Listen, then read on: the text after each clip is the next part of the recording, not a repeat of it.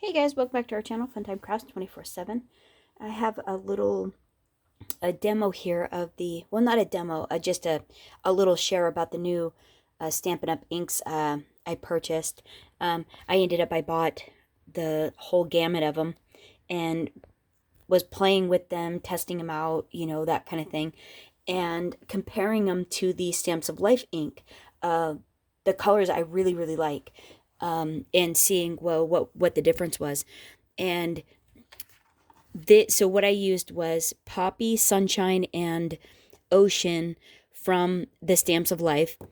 And in comparison, I used Poppy Parade, Daffodil Delight, and Bermuda Bay.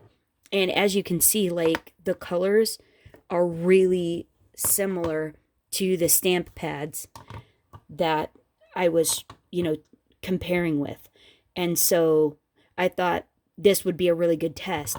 So what we ended up with is this here. This is Stamps of Life, and this is Stampin' Up.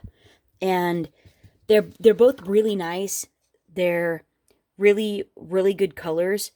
I would say that the Stamps of Life inks actually stamp more true to what they look like on the outside than the Stampin' Up ink. And like I had experienced before, the Stampin' Up ink, it's really dark. It's got a ton of pigment in it. There's a lot of tint in it, and they're a really nice ink. They blend really well. They're really crisp on their image when they stamp. This stamp is from the Stamps of Life Lots of Birthday to Stamp set there. It's this one here. I used that one. And a great set for birthday sentiments. But I wanted to see what an intricate stamp would stamp like and what the colors would be. And I like these colors. I really do. I'll actually use them. They're actually not as dark as I thought they were. So if you stamp them and then you let them sit and dry into the paper, they actually do stamp really nice. The colors are really pretty. They're dark though. They're really dark compared to these, where this is a pink red, this is a yellow, where this actually I think is supposed to be a pink red, but it stamps red red. And this is supposed to be a yellow, and it stamps yellow orange. And the same with the blue. The blue is just much darker than, when it's ink blended down here. But you can actually get some really beautiful colors depending on how much ink you use. So how saturated you make your paper. So I thought, well, they're a nice comparison. They're a nice ink. They're pretty colors. But like I thought, when I do the ink blending and stuff like that, the vibrancy of these inks are really nice. They're just really bright, and I'm still going to use Stamps of Life. I love how bright and vibrant they are. I just think they're a beautiful, cheery, nice ink. So there we have it. And then the other thing was, somebody was asking about if you can tint pastes.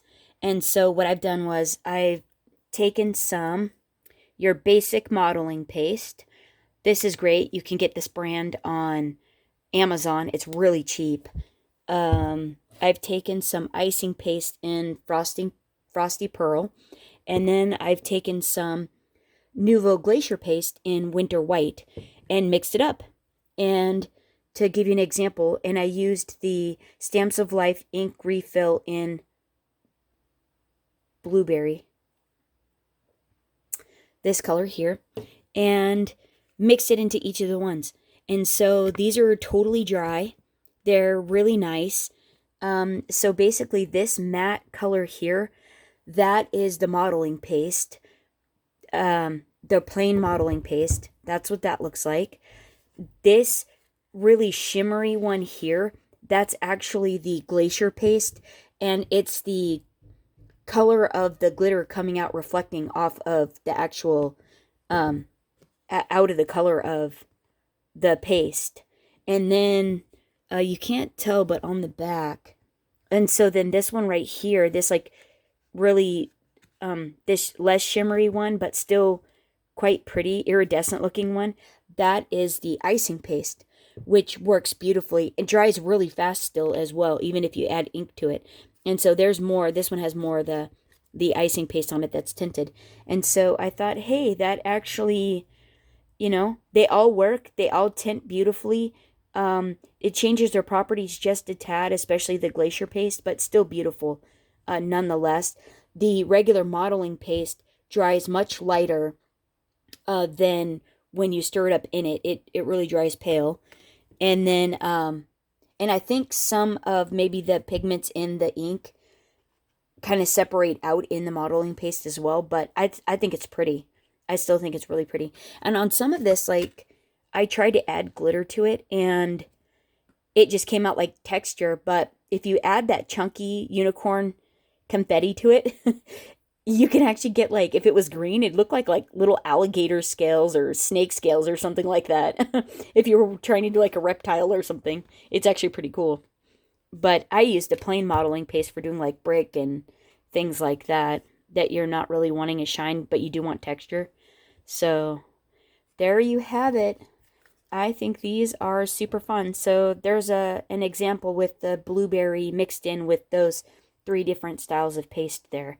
And it works beautifully. And you don't get anything on your hands, so they dry totally fine. And the paper's really good, for being able to, put it on a card project. And I think these will make beautiful cards, so that's super fun. So there's that. Coming up next, I'll have a haul for you, but that's a different video. Hope you enjoyed the comparison and the little project share with the mixing the ink in with the pastes. Thanks, guys. Have a good one. Bye-bye.